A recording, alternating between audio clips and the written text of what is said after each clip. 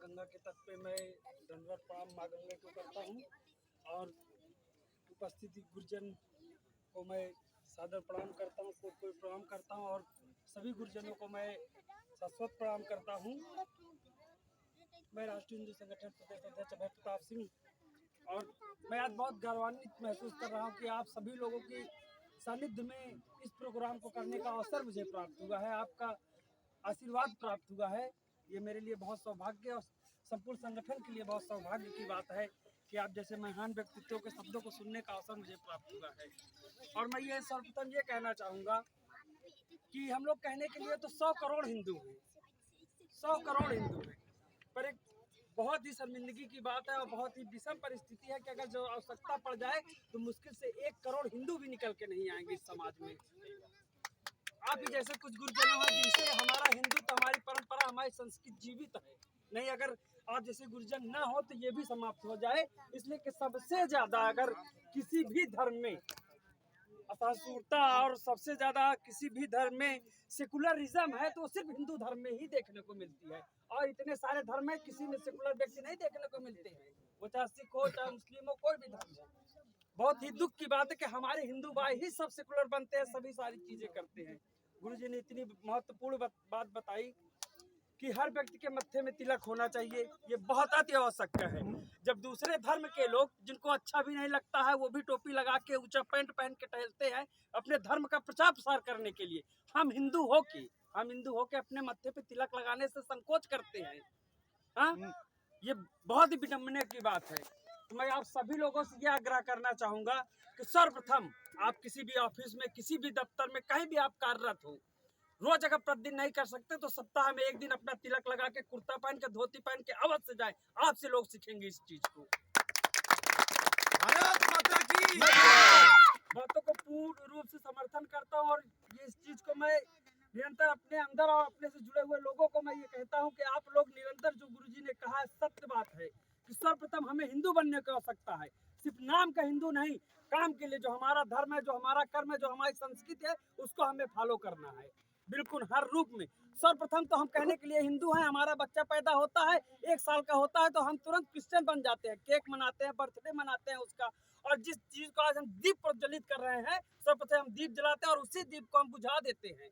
उस दीप से खाली वो दीप नहीं बुझता, हमारी सभ्यता, हमारी संस्कृति, सब कुछ बुझ जाता है वहां पे। तो मैं आग्रह करूंगा कि सबसे पहले हमको अपने आप को बदलना है, अपने परिवार को बदलना है।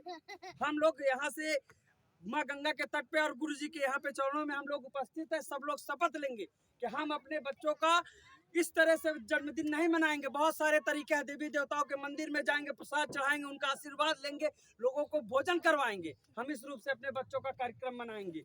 एक साल होता है, किसी की शादी हो गई, वो अपना क्या बताते हैं उसको, क्या बोलते हैं, एनिवर्सरी सेलिब्रेट करते हैं। क्या है, हमारे कल्चर में ये चीजें कभी नहीं थी, वो वेस्टर्न कल्चर में थी, यूरोपियन में। कि भाई हमारे यहाँ तो कोई शादी ब्याह होता है तो 7 जन्मों का बंधन बांधा जाता है, और वहाँ तो आज शादी हुई, कल छूट जाए कि 6 महीने में छूट जाए, कुछ पता नहीं। जिसका बड़े मुश्किल से 1 साल पूरा हो जाता है वो खुशी के मारे जाके अपना एनिवर्सरी मनाता है। हम किस कल्चर को फॉलो कर रहे हैं? हम अपने धर्म को ही भूल गए हैं। हम दिखावे के लिए मंदिर जाते तो जरूर हैं, हम दिखावे के लिए मंदिर जाते हैं। कभी हमारा छोटा बच्चा है, उसको अपने साथ ले जाएं, अपने धर्म की बातें बताएं, ज्ञान की बातें बताएं। हम उसको इंग्लिश मीडियम में एडमिशन करवा देते हैं और वही जो इंग्लिश मीडियम में है वही रटते हैं बच्चे। तो कहाँ से? मैं इसलिए आप सबसे आग्रह करूंगा कि मैं शिक्षा को प्रथम स्थान नहीं देता हूं। मैं, जो मेरे पर्सनल विचारधारा है, मैं संस्कार को प्रथम स्थान देता हूं। अगर व्यक्ति के अंदर, बच्चे के अंदर संस्कार है तभी वो समाज को जागृत कर पाएगा। और आप चाहे उसको अमेरिका भेज दीजिए पढ़ने के लिए, जब आप वो वापस आएगा तो आप अनाथालय में ही मिलने आपसे आएगा, घर पे वो कभी नहीं आएगा, ना कुटुंब परिवार को वो जानेगा। मैं और सब पूरे संगठन परिवार की ओर से मैं कोटि कोटि धन्यवाद गुरुजी के प्रणाम चरणों में करता हूं और सब गुरुजनों को मैं सादर प्रणाम करता हूं। और मैं ये पूर्ण रूप से ये आश्वस्त होता हूं कि आपका मार्गदर्शन सदा हमको मिलेगा और राष्ट्रीय हिंदू संगठन जो भी कार्यक्रम करेगा आपसे आशीर्वाद लेने जरूर आएगा, आपका सानिध्य जरूर प्राप्त करने की भारत माता की जय, भारत माता की जय, गंगा मैया की जय, वंदे मातरम। जय श्री राम, जय श्री राम, जय श्री राम, जय श्री राम।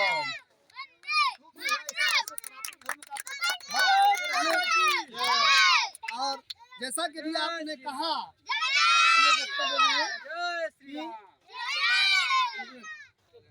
जो चंदन का महत्व है वह आप जान लेवें। देखिए जो बढ़ती हुई टेक्नोलॉजी है, टेक्नोलॉजी इस तरह से है कि जैसे कंप्यूटर का कर्सर आज हमारे बच्चों को जो शिक्षा दी जा रही है और हमारी जो पारंपरिक जो शिक्षा प्रणाली रही है गुरुकुलीय, वो पता था कि जो है वसुधैव कुटुंबकम, जैसे भी मेरे आचार्य जी ने बताया ना, अस्तो माँ सदगमय तमसो माँ ज्योतिर्गमय, उसी तरह से वसुधैव कुटुंबकम की जो भावना थी वह कहाँ से आती थी, पर लेकिन अब उसका स्वरूप बदल, जैसे कि कंप्यूटर का कर्सर कमल आपने लिखा है और कमल आपने लिखा है और का और माँ के बीच में जो है कर्सर पहुंच गया और इंटर दब गया तो का अलग हो गया और माँ जो है मल अलग हो गया। उस शब्दों का अर्थ समझ में नहीं आया कि क्या इसका अर्थ हो गया। उसी तरह से जो हमारी टेक्नोलॉजी, मतलब हमारे बीच में जो टेक्नोलॉजी, हम लोग टेक्नोलॉजी के पीछे पड़े हुए हैं, वो टेक्नोलॉजी मुझे जो है कहाँ से कहाँ, जो आपने कहा नहीं जो रास्ता में मिलने जाएगा, वो टेक्नोलॉजी का प्रभाव है।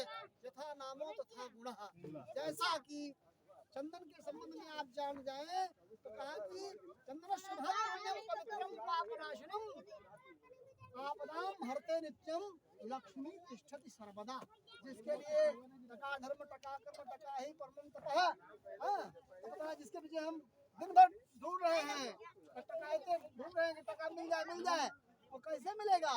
जब आप में संस्कार होगा, जब आप चंदन लगाएंगे तो पहली बात तो जो है आरोग्यता बढ़ जाएगी, समृद्धि बढ़ जाएगी।